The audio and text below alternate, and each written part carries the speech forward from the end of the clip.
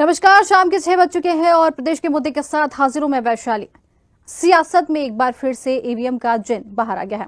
कांग्रेस जहां सड़क से लेकर सदन तक लड़ाई का ऐलान कर रही है और वहीं एमपी बीजेपी इस पूरे मुद्दे को हार की बौखलाहट बता रही है। लेकिन बड़ा सवाल यह है कि क्या वाकई ईवीएम पर उठे सवालों को अब गंभीरता से लेने की जरूरत है या फिर विपक्ष केवल हार का ठीकरा मशीनों पर फोड़ रहा है, या फिर वाकई गड़बड़ी की जांच होनी चाहिए। और अगर राहुल गांधी के पास सबूत है तो कोर्ट क्यों नहीं गए?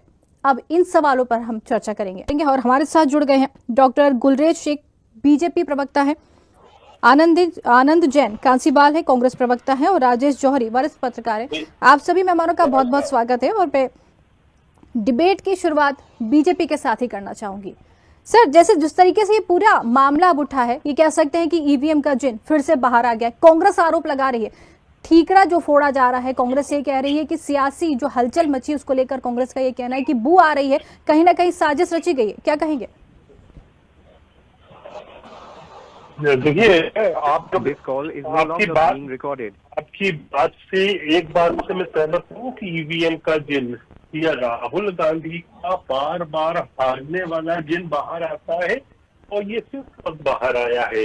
और हमारे हिंदी में जो कहावत होती है, नाच न जानो आंगन टेढ़ा, तो राहुल गांधी को चुनावी नाच आता नहीं है, जिसको अंग्रेजी में डांस ऑफ डेमोक्रेसी कहते हैं।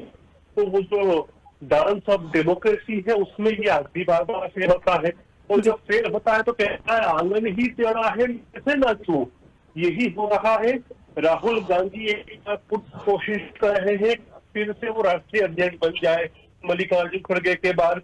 अब कुछ ना कुछ इनको बोलने के लिए चाहिए, क्योंकि लगातार चुनावी हार आती है उनके जिम में। इस प्रकार के कर रहे हैं, गिमिक कर रहे हैं। और मैडम, आपकी रिपोर्टिंग बहुत अच्छी थी, बहुत उम्दा थी, लेकिन उसमें मुझे एक बात से मैं सहमत नहीं हूँ। आपने कहा कि कांग्रेस पार्टी सड़क से लेकर सब आगे रहे जी। तो सड़क पर तो कहीं कांग्रेस दिखती नहीं है। इनके पास ऑर्गेनाइजेशन नाम की चीज है नहीं। जो भी करते हैं कभी लेके कभी बोरे लेके ये सदन में आने की कोशिश करते हैं बस। जी बिल्कुल, आपकी आवाज चली गई है, आपकी आवाज हम तक नहीं पहुंच रही है शेख जी। जी आ रही है आपको आवाज? बिल्कुल बिल्कुल, कहिए। तो कांग्रेस पार्टी का एक गिमिक है, वो कहीं ना कहीं राहुल गांधी को एक मर्यादा रखनी चाहिए। वो लीडर ऑफ ऑपोजिशन जिसे बड़े कॉन्स्टिट्यूशनल पद पर विराजमान है, तो उनकी बात को आज दुनिया देखती है और दुनिया सुनती है कि भारत का लीडर ऑफ ऑपोजिशन क्या कह रहा है। केवल पैटी पॉलिटिकल गेम्स के लिए इस प्रकार की बातें उनको नहीं करना चाहिए। उनको मैच्योरली डांस ऑफ डेमोक्रेसी करना चाहिए, जो वो नहीं कर रहे हैं। तो उनकी बातों में तर्क भी नहीं है। आप देखिए, बेंगलोर सेंट्रल का उन्होंने उदाहरण दिया। अब पूरी तरह से बात उनकी खोटी थी, लेकिन वो एक सेकंड के लिए मान लो कि उनकी बात अगर सही भी होती, वो जितना वोट का कह रहे हैं, इतने वोट भी कांग्रेस के खाते में डालते तो भी 35,000 से वो सीट और भाग रही थी। तो उनकी बातों में कहीं दम नहीं है। केवल ये है कि ठीक है, न्यूज साइड मिल रहा है, थोड़ा चेहरा चमक रहा है, और नाच ना जानू आंगन टेढ़ा की बात कर रहे हैं। ठीक है, इसका जवाब ले लेते हैं, कांग्रेस से इसका जवाब ले लेते हैं। आनंद जी, नाच ना जाने आंगन टेढ़ा आरोप लग रहे हैं, क्या कहेंगे इस पर? आरोप तो राहुल जी ने लगाया है, आरोप तो कांग्रेस लगा रही है बीजेपी और चुनाव आयोग पे। तो नाचना और आंगन टेढ़ा का कोई मुहावरा यहाँ फिट होता नहीं है मैम जी। ये तो एक, चूंकि अब इनके पास कोई जवाब चीजें उसका देने का है नहीं, इसलिए ये इस तरह की बातें करेंगे। नहीं तो वो ये भी पूछ रहे हैं ना कि आपके पास अगर सबूत है, आप कह रहे हैं कि सबूत है, राहुल गांधी जी के पास सबूत है, तो अगर सबूत है तो उसको सामने लाए ना, क्यों नहीं ला रहे? देखिए मैडम, हम ये जो भी डाटा राहुल जी ने बनाया है जी, ये चुनाव आयोग के डाटा बेस पे ही बनाया है जी। भाई कोई घर से तो लाए नहीं राहुल जी। तो चुनाव आयोग उसको चेक करके कंफर्म करे ना, वही तो राहुल जी की डिमांड है। भाई ये जो भी लिस्ट है, अगर उन्होंने पहली बात तो इलेक्ट्रॉनिक में नहीं दी, उन्होंने पूरे 30 किलो या 200 किलो का बंडल दिया। राहुल गांधी जी और कांग्रेस पार्टी ने उस पर मेहनत की, मेहनत करके ये डाटा निकाला। अब चुनाव आयोग के पास तो डाटा है ना, तो चुनाव आयोग के पास अगर डाटा है तो वो उसको वेरीफाई क्यों नहीं करती है, उस पर जवाब क्यों नहीं देती है? तो दूध का दूध पानी का पानी हो जाएगा। और चुनाव आयोग तो ना इलेक्ट्रॉनिक डिटेल देना चाह रहा है, राहुल जी ने कहा गलत बोला, उसके अंदर एविडेंस देना चाहता है। अरे आप हमको एविडेंस मत दीजिए, पर हमने जो डाटा दिया है कि भाई हमने ये लिख के दिया कि ये फर्जी वोटर, ये आदमी इसी जगह रहता है और ये फर्जी वोटर हुआ है, तो चुनाव आयोग की ड्यूटी नहीं है कि उसको चेक करे। अगर वो नहीं कर रही है, इसका मतलब सीधा है कि चुनाव आयोग बीजेपी के साथ मिला हुआ है। तो कहां गलत कह रहे हैं हम लोग? इसका जवाब दीजिए आप, जो भी बीजेपी के प्रवक्ता हैं, जी कि डाटा तो आयोग की लिस्ट में से ही निकला है, घर में से थोड़ी लाए डाटा। ठीक है, इसका जवाब ले लेते हैं, बीजेपी के पास चलेंगे, लेकिन पहले वरिष्ठ पत्रकार भी हमारे साथ जुड़े हैं, उनसे भी एक जरूर सवाल ये उठ रहा है। देखिए, जिस तरीके से दोनों की बयानबाजी आपने सुनी है, दोनों ये कह रहे हैं कि ये जो पोस्टल बैलेट की जो बात चल रही है यहाँ पर, ये ठीकरा फोड़ा जा रहा है कि कुछ ना कुछ गड़बड़ की गई है। राहुल गांधी जी के पास पूरा सबूत है, लेकिन वो सार्वजनिक नहीं हो पा रहे, जिसको लेकर ये पूरा मामला गर्मा गया। क्या कहेंगे आप? देखिए, एक तो वैशाली जी, ये जो पोस्टल बैलेट वाली बात जो होती है, पोस्टल बैलेट का जो रिजल्ट होता है और जो एक्चुअल इलेक्शन का रिजल्ट होता है, इन दोनों का आपस में कोई रिलेशन नहीं होता है, आप ये मान के चलिए। क्योंकि ऐसा कोई पहला उदाहरण नहीं है ये कि ये पोस्टल बैलेट का जो रिजल्ट आ रहा था और उससे जो मेन इलेक्शन के रिजल्ट का अंतर आया। बहुत बार ऐसा हुआ है और मेजॉरिटी बार ऐसा हुआ है। एक बात तो ये है। दूसरी बात ये है कि जो राहुल गांधी जी ने जो आरोप लगाया है, और एक विपक्ष के नेता होने के नाते उनकी जिम्मेदारी भी है अगर उन्हें कहीं लगा होगा ऐसा। और अब लेकिन शायद जरूरत इस बात की है कि फॉर्मल कंप्लेंट नहीं हुई है अभी तक, जो जानकारी आई है कि फॉर्मल कंप्लेंट नहीं हुई है, और उसमें भी एक शर्त शायद ये रखी गई है कि एफिडेविट के साथ करनी है कंप्लेंट, तो वो हो जाएगी। और उसके बाद जैसा कांग्रेस के प्रवक्ता कह रहे हैं कि अगर कोई आरोप लगाया है, कोई एड्रेस 45 नंबर का कोई एड्रेस दिया है और उस पर कोई एड्रेस दिया, उसमें 45 लोग उस घर में रहते हैं, तो चेक करना चाहिए। लेकिन एक बात है, कांग्रेस और भाजपा को एक मामले में जरूर एक हो जाना चाहिए। अगर ये आरोप जो आज राहुल गांधी जी का आरोप देख के ऐसा लग रहा है कि जो एसआईआर बिहार में हुआ है वो बिल्कुल सही हुआ है। जितने उस किसी एक पर्टिकुलर जिले में जितने लोग रहते हैं, उससे ज्यादा अगर वो थे, आधार कार्ड बन गए थे जी, उससे ज्यादा लोग वोटिंग में भाग ले रहे थे, तो अपनी आप ही जो है, चाहे वहां पे 60% लोग वोट देंगे तो भी 100% वोट हो जाएगा। तो ऐसे में जो एसआईआर से अच्छी कोई चीज हो नहीं सकती। बिल्कुल। ऐसे में एक एक दूध का दूध पानी का पानी की जो बात है वो तभी हो सकती है जब हर वोटर को चेक किया जाए कि वाकई, क्योंकि ये जो कुछ भी प्रोसेस हुआ था वोटर कार्ड बनाने का, ये सब बहुत पहले हुआ था और उसको लगातार रिव्यू की जरूरत तो है ही। तो इसलिए एक बात तो ये, लेकिन एक बात जो बहुत इंपॉर्टेंट है इस आपके जो ये डिबेट है, इसके माध्यम से बताना जरूरी है सब लोगों को कि बांग्लादेश में, अपने ये इल्जाम नहीं है किसी पार्टी के ऊपर, पर बांग्लादेश में जो कुछ हुआ वो शुरुआत ऐसे ही हुई थी।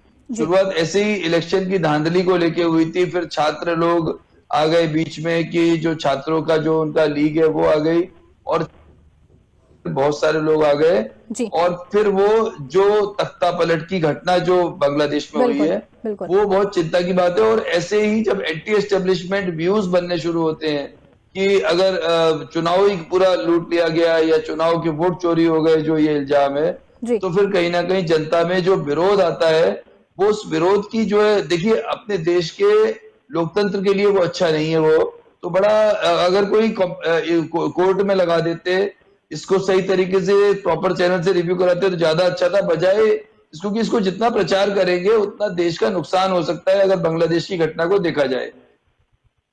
सवाल ये उठ रहा है, कमलनाथ जी ने एक ट्वीट किया है जिसके जरिए वो कह रहे हैं कि 2023 में जीत रहे थे लेकिन ईवीएम की वजह से हार गए।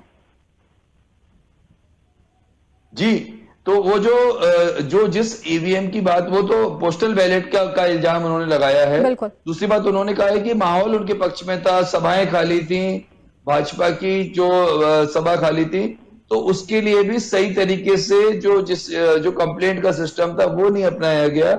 अगर वो इलेक्शन के तुरंत बाद अपना लिया जाता तो आज तक वो उसका भी रिजल्ट आ गया होता।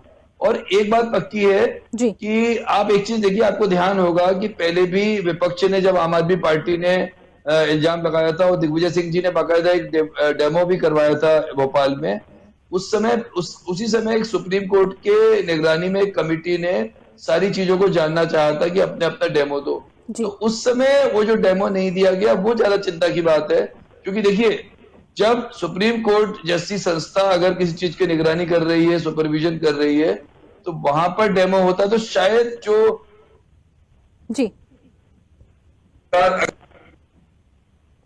बिल्कुल। आएगा, लेकिन उस समय फिर सरकार को भी लगता कि सुप्रीम कोर्ट की निगरानी में जो हो रहा है, तो वो ज्यादा अच्छा रहता। बिल्कुल। देखिए, अब इससे पहले भी यही बताया कि चुनाव आयोग हो गया, न्यायपालिका हो गई, इन पर अगर सवाल उठने लगेंगे तो जो देश का यूथ है, जो देश की जनता है, उसके मन में एंटी एस्टेब्लिशमेंट जो है विचार आएंगे। और देखिए, अगर मतलब कांग्रेस की ये मंशा नहीं है, कांग्रेस की मंशा तो ये है कि उनको जो लग रहा है कि ये गलत है, उस गलत को सही करना है और सही चीज को लोगों के सामने लाना है, ये कांग्रेस की मंशा है। पर इसका बाई प्रोडक्ट ये है कि जब लगातार इस पर इल्जाम लगेंगे, जब लगातार जो है चुनाव आयोग पर इस तरह के इल्जाम लगेंगे और दूसरी जो इंस्टीट्यूशंस है उस पर इल्जाम लगेंगे, तो जनता के मन में कहीं ना कहीं ये भावना आएगी कि ये जो देश में चल रहा है, ये सब गड़बड़ चल रहा है। और वहां तो थोड़ी सी जनसंख्या थी, यहाँ तो 140 करोड़ लोग हैं। 140 करोड़ लोगों में से अगर 10-5 करोड़ भी अगर भटक गए, 10-5 करोड़ भी अगर अपनी जिसे कहना चाहिए उनको उनके अगर सेंटिमेंट्स जो भड़क गए, तो स्थितियां बड़ी गंभीर हो सकती हैं इस देश में। ये चिंता की बात है। बिल्कुल। और जहां तक एक बात है, डॉक्टर ये अपने केजरीवाल साहब की बात सही है कि एफिडेविट हो या ना हो, अगर कोई इल्जाम आया है तो उसकी जांच करो, और उसकी जांच करके जैसे राहुल गांधी जी ने सब जगह बताया, वैसे आप सब जगह बता दो। चुनाव आयोग को किसने रोका है इस बात के लिए?